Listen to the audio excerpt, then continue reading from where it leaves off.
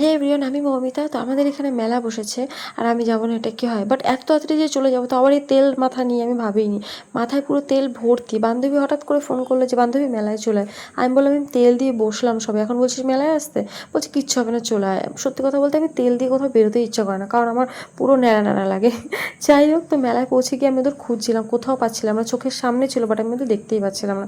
মেলা দেখতে পাচ্ছি এখন পুরোপুরি বসেনি, মেলা এখনও বসছে। এই যে ওদের দেখা পেয়ে গেছি, পুরো মেলা ঘুরে আমি ওদের দেখা পেয়েছি। তাই আমাকে বলছিল যে তোকে ওখান থেকে দেখলাম, আমি তোকে ডাকলাম বাট তুই তাকালি না। আর এই ম্যাডামের কালকে বার্থডে ছিল, তো সেখানে আমি একটু কেক খাওয়াচ্ছিল। আমরা এই যে বান্ধবীর ছেলে দেখো এখানে খেলছে, এটা চড়তে আমার খুব ভালো লাগে, বাট এখন আমি বড়ো হয়ে গেছি, ওই জন্য আমাকে আর দেয় না। একদিন জিজ্ঞেসও করেছিলাম যে আমি কি এটাতে উঠতে পারি, বলছে না তুমি তো অনেক বড়ো হয়ে গেছো, বাচ্চা হলে উঠতে দিতাম। তো এখানে বাবু আরও অনেক কিছু চড়বে বলে জেদ করছিল।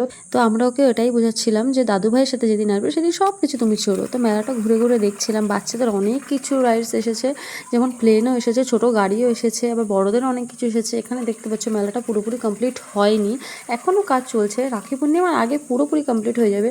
আর এখানে দেখতে পাচ্ছ নেল পলিশের গোডাউন, পুরো কত সুন্দর সুন্দর প্লেটগুলো 100 টাকা, 60 টাকা। আর এই নুনের যে জারটা দেখছো এটা মাত্র 250 টাকা। খুব সুন্দর সুন্দর জিনিস ছিল, আমরা ঘুরে ঘুরে দেখছিলাম। দেখো ছোট্ট কিউট আয়না, আমার খুব ভালো লাগছিল, এই আয়নাটা খুব পছন্দ হয়েছিল।